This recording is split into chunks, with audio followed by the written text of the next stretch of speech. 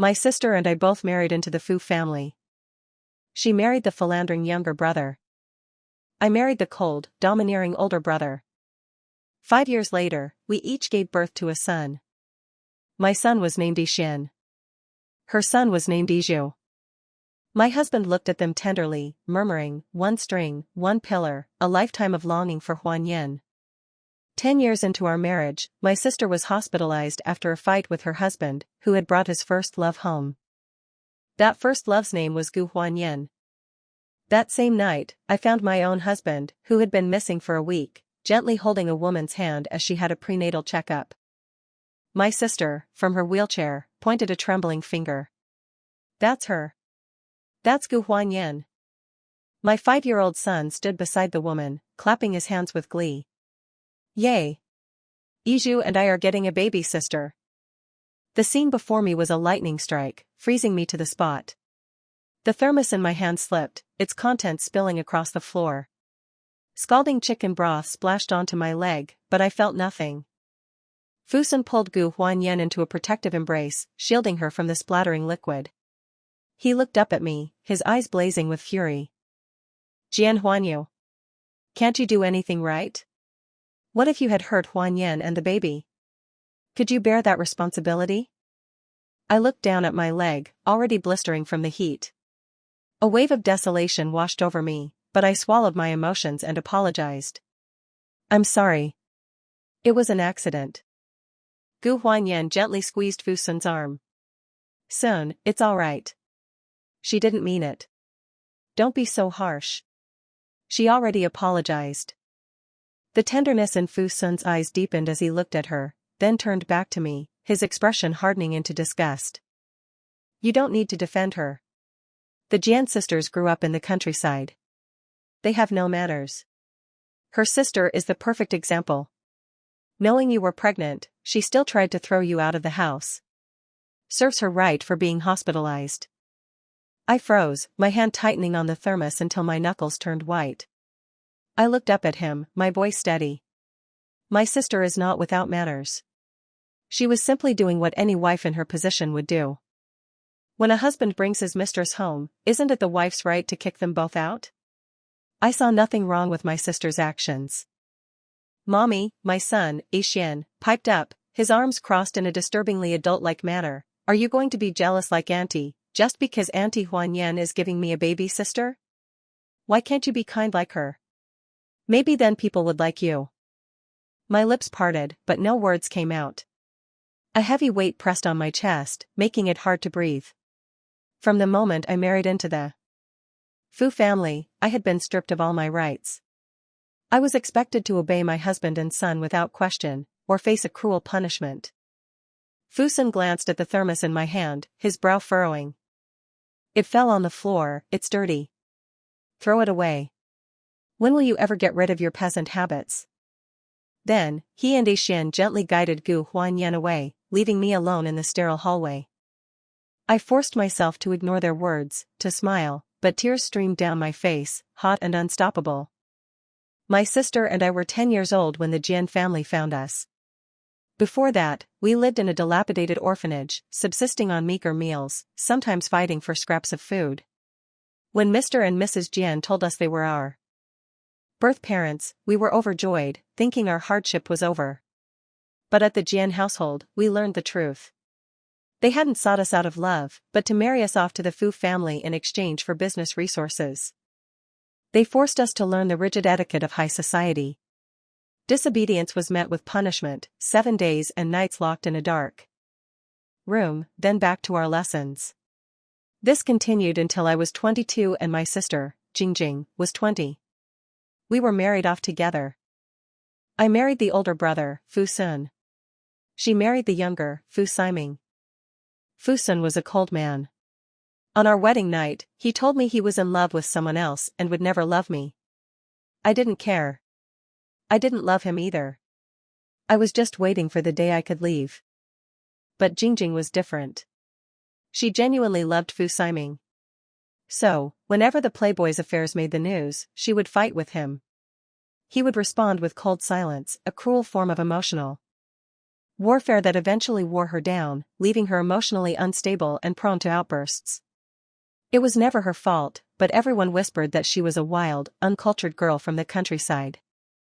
Then, we each had a son. Fu Sun and Fu Siming named them Yixian and Yizhu. I had asked why they chose such strange names, but Fu Sun had just snapped at me. He's my son. What I name him is none of your business. Just do your job and don't ask so many questions. Today, I finally understood. They shared the same first love. A woman named Hua Nian. One string, one pillar, a lifetime of longing for Hua Nian. They had used the children we had risked our lives to bear to commemorate the woman they both loved. How ironic. When I reached the hospital room, Jingjing was staring out the window. The moment she saw me, the anger in her eyes dissolved, replaced by a raw, wounded vulnerability. Jia. She whispered, her voice breaking. My heart ached. I pulled her into a hug, gently patting her back as she sobbed. She felt so thin. I could feel her bones. She pulled away, her words tumbling out in a torrent of grief. Jia, they all bully me. I worked so hard for them, and they bring his mistress home. How? Could I not fight with them? And then he kissed her, right in front of me. And Yizhu, he said he doesn't want me as a mother anymore, he wants her. She was sobbing so hard she couldn't speak. My own heart shattered with each of her gasps. I held her tight, just as I had when we were children. It's okay, Jingjing. They don't deserve you. We don't need them. You're so wonderful, so many people will love you. She sniffled. You're right. I don't want them either. You always wanted to go to the Maldives, didn't you? I'll take you soon, I said, wiping away her tears. When we married into the Fu family, my mother had made me a promise, after 10 years, and after providing an heir, I would be free. There were only 3 days left.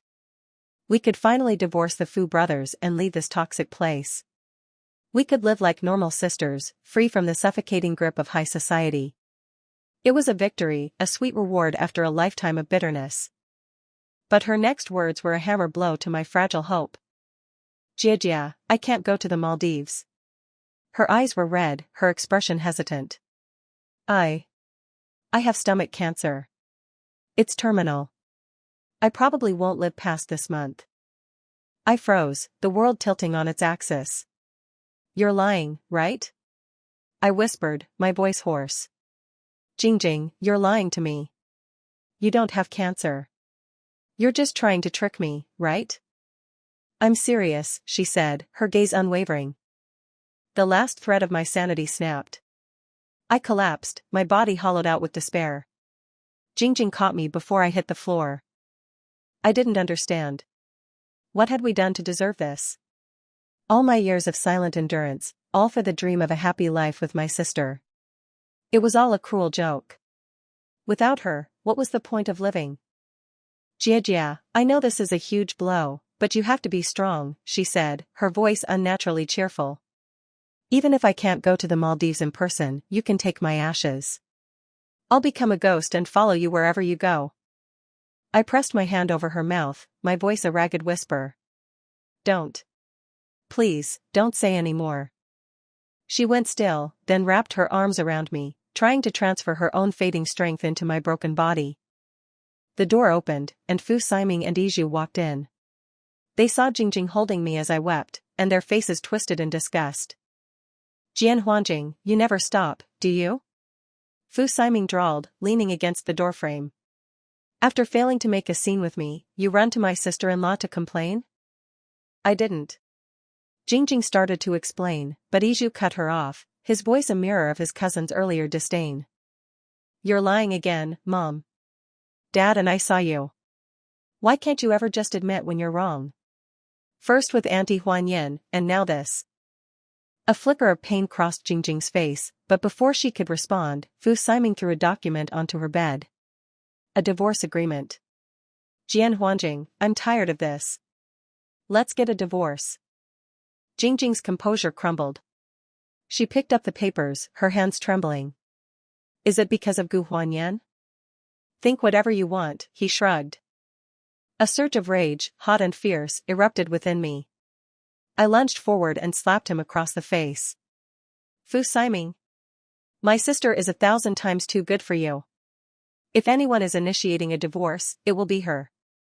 My chest heaved with fury. It was the first time I had ever lost my temper in front of anyone. Fu Siming and Yizhu stared at me, stunned. Even Jingjing looked surprised. Sister-in-law, Fu Siming said, his voice tight with restrained anger, this is between my wife and me. Stay out of it. She's my sister.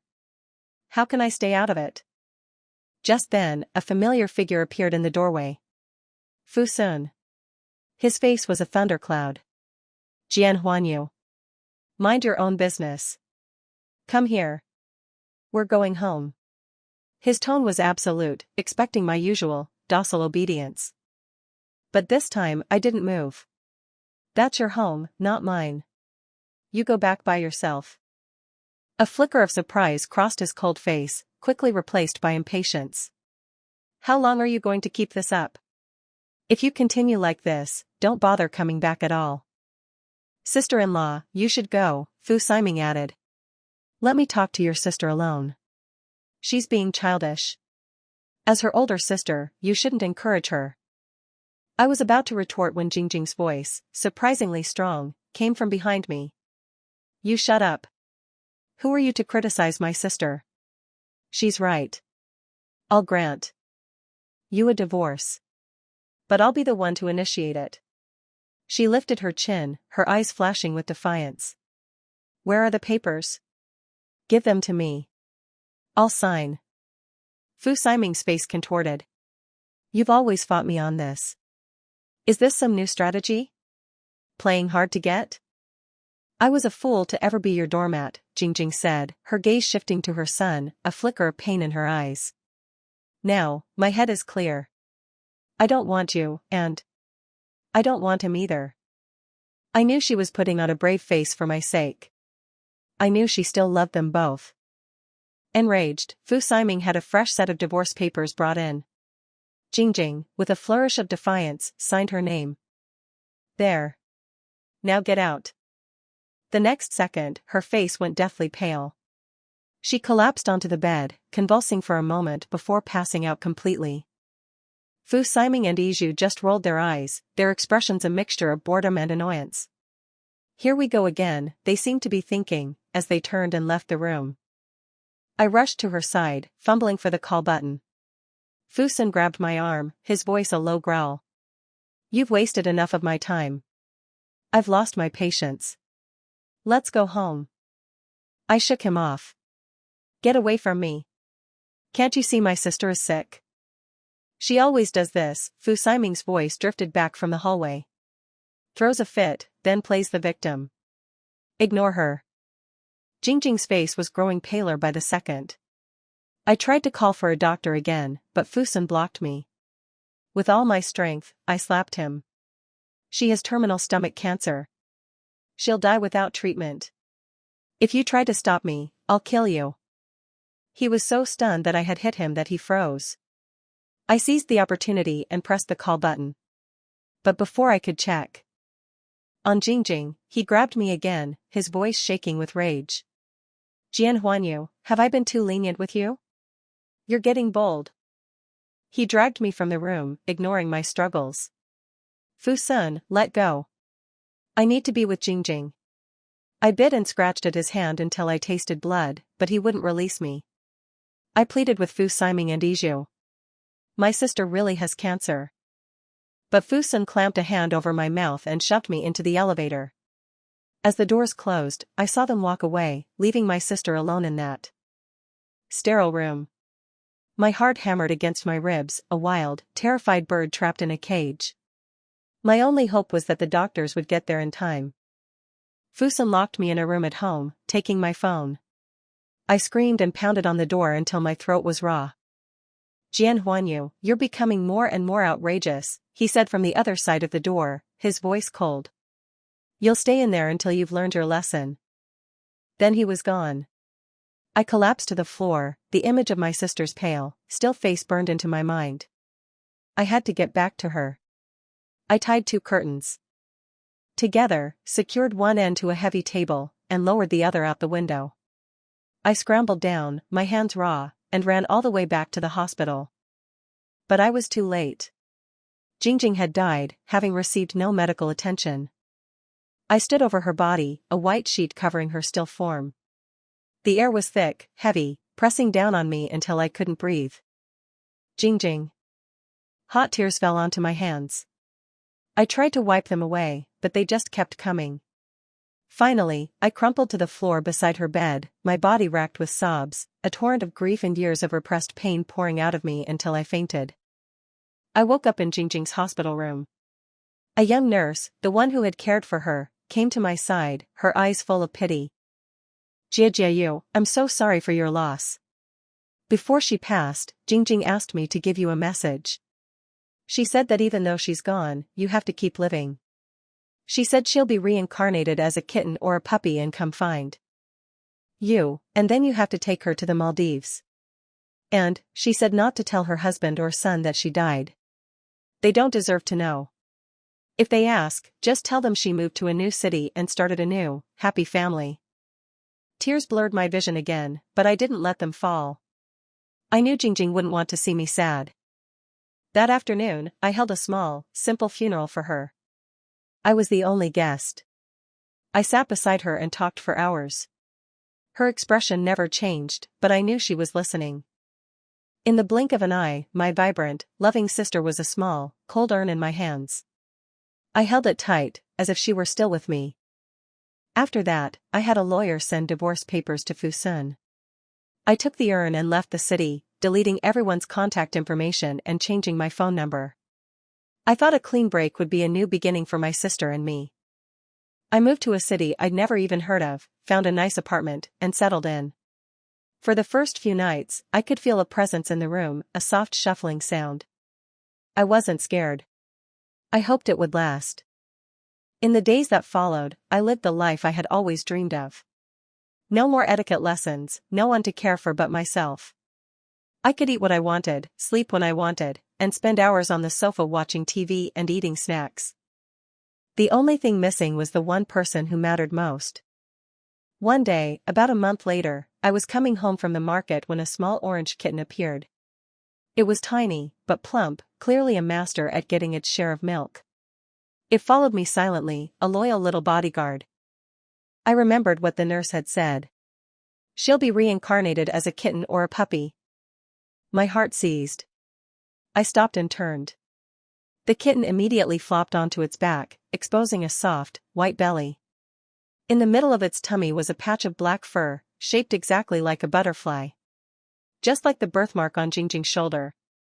It was her. It was really her. My breath caught in my throat.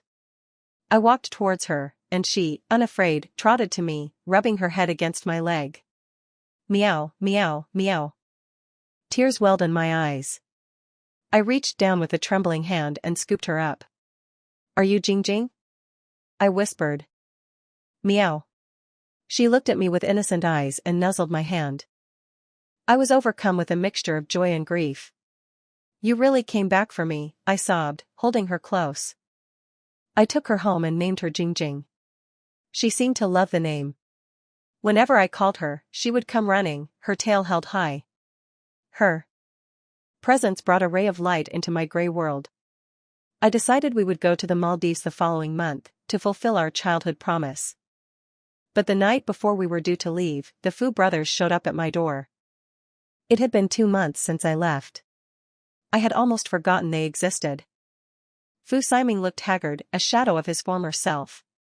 The moment I opened the door, his eyes darted past me, desperately searching for someone. I blocked his view. Can I help you? I asked, my voice cold and distant. Is Jingjing here? He asked, his voice hoarse and trembling. I shook my head. No. You're lying. You're her sister, her only family. Where else would she be? He cried, his voice frantic. You're divorced, I said flatly. I have no obligation to tell you anything. His face fell. That doesn't count. I never signed the papers. I was just trying to scare her. I never wanted to really divorce her. That has nothing to do with me. If you want to find her yourself. She's not here. I shrugged, mimicking his own past indifference. Now, if you'll excuse me, I'm going to bed. Before he could say more, Fusen spoke. Hua Nian, I need to talk to you. The moment I knew my sister was dead, I had hated them both, but Fusen most of all. Now, 2 months later, seeing him again, I felt nothing. I'm sorry, I don't want to talk to you. I tried to close the door, but he blocked it with his hand. Suddenly, Jingjing shot out from behind me, her fur on end. She swiped at his leg, her claws tearing through his trousers. Blood blossomed on the fabric. I seized the opportunity, slammed the door shut, and locked it. Good job, I whispered to the kitten. Meow. Worried they would return, I booked an earlier flight. Jingjing and I spent a blissful month in the Maldives before reluctantly returning home. The day we got back, I received a call from an unknown number. I ignored it, assuming it was a sales call. It rang again. I hesitated, then answered. Yixian's mother? Yixian and Yizhu got into a fight at school. I can't reach Yizhu's mother, so I'm calling you. Could you come to the school to talk to them? It was Yixian's teacher. I felt nothing. I'm sorry, teacher, I said calmly. Yixian's father and I are divorced. Yizhu's mother is also divorced. You should call their fathers. Or, if you can't reach them, try Hua Nian. She's likely their future stepmother. The last part was a genuine attempt to be helpful. I knew the Fu brothers were probably too busy to answer their phones. There was a moment of silence, then Yixian's small voice came on the line. Mommy, was it because Yizhu's dad hurt Auntie that you got mad and left me and Daddy? I already punished Yizhu for you. No one will bully you anymore. Please come back. I miss you. His voice was thick with tears, a stark contrast to his usual arrogant demeanor. I remembered a time, in his first 3 years, when he had been my shadow, always calling for mommy, always wanting to be held. He would even stand up to his father for me, a tiny, fierce protector. But after my mother-in-law took him away for 2 years, he had returned a stranger, cold and distant. The pain of that rejection had been immense. Now, I felt nothing. It has nothing to do with them, I said flatly. I was just tired of it all. I don't love you or your father anymore. We're strangers now. Please don't bother me again. I hung up and blocked the number. Meow, meow, meow. Jingjing rubbed against my leg. I scooped her up. Are you hungry again? Want me to open a can for you? She nodded, as if she understood every word. I couldn't help but laugh. Fu Siming, having somehow learned of Jingjing's death, found me again. He was even more gaunt than before, his face a mess of stubble, his eyes red and raw. Sister-in-law, they said Jingjing is dead. It's not true, is it? They're lying to me, right? I didn't want to talk about it, but I also wanted him gone for good. She's dead, I said. She died the day you divorced. I don't believe you. She must have told you to say that. She's in there, isn't she? Please, just let me see her. I miss her so much, he begged. I refused. Fu Siming, I told you she had terminal cancer. You could have seen her one last time, but you chose not to believe me. That was your failure. Now you have to live with the consequences.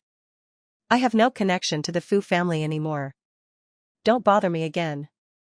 He fell to his knees, sobbing and slapping himself, a pathetic display of self-punishment. I just closed the door and went back to the sofa to watch TV with Jingjing. I don't know how long he stayed out there. I didn't leave the apartment for a week, living off the food I had stocked up. On the 8th day, I heard an ambulance. I looked out the window and saw a crowd gathered around Fu Siming as he was loaded onto a stretcher. He was skeletal, his face a deathly pale. I drew the curtains.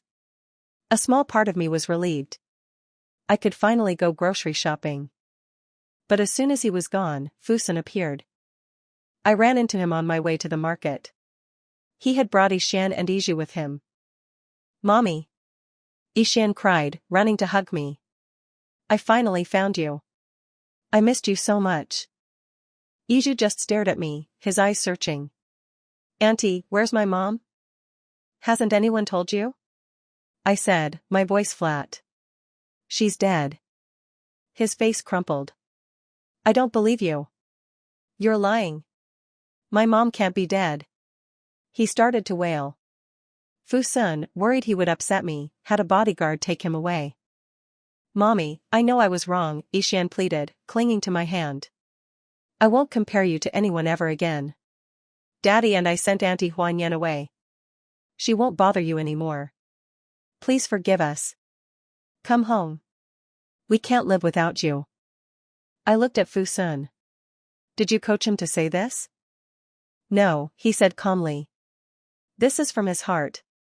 And, the baby wasn't mine. It was Hua Nian's ex-husband's. Simon and I were just trying to help her. And I'll change the boys' names. Do whatever you want. They're your children," I said, pulling away from Yixian. "And let the past be the past.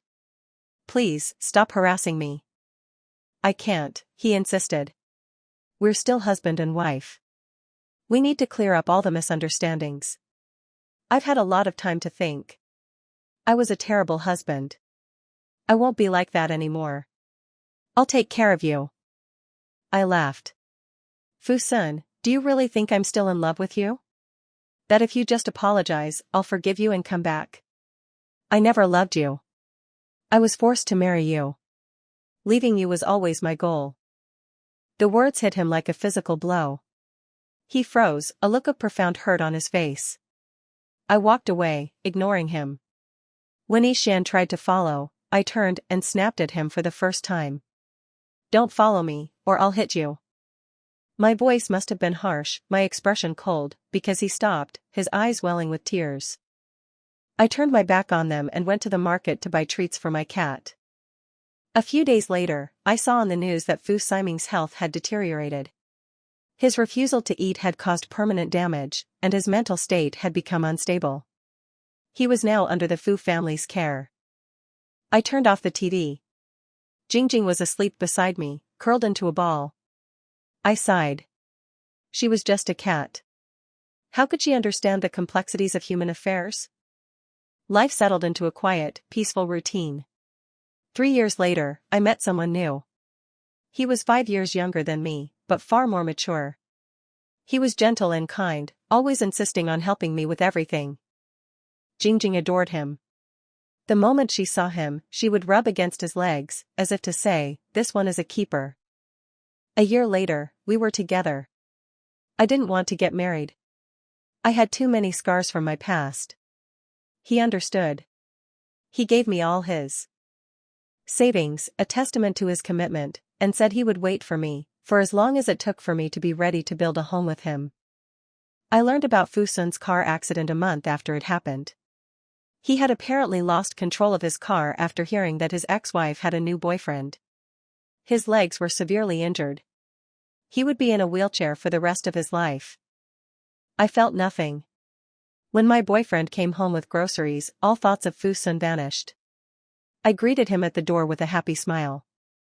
"You said you wanted sweet and sour pork, right?" "I got up early to get it, had to fight off a whole crowd of grandmas," he said, brandishing the package like a trophy. I laughed and kissed him on the cheek. Jingjing meowed at his feet. He knelt down and handed her another bag. "Don't worry, I didn't forget your chicken breast." I laughed again, my eyes filling with tears. This time, they were tears of happiness.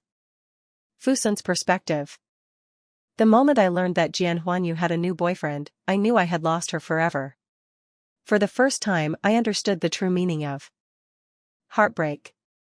The belief that my persistence would eventually win her back shattered, and in that moment of distraction, I crashed into a tree. When I woke up, the doctor told me I would never walk again. The despair was absolute. My only thought was to find her, to be held by her, to hear her voice. Only her comfort could ease my pain. I went to her apartment building. I saw her coming out, arm in arm with another man, laughing. It was a smile I had never seen on her face. In our 10 years of marriage, she had always been a quiet, obedient robot. I had often tried to provoke her, to see the real woman underneath, never realizing that my actions were just pushing her further away. I didn't dare approach her. I just watched them walk away. Yixian blamed me for driving her away. He was giving me the cold shoulder, refusing to acknowledge that his own actions had hurt her more deeply. She had never loved me, but she had loved him. Betrayal from someone you love is the most painful wound of all. My cruelty had caused her physical pain, but his had broken her heart. Whether it was his fault or mine, we were both being punished. We would never again experience her gentle warmth. We would grow old, alone.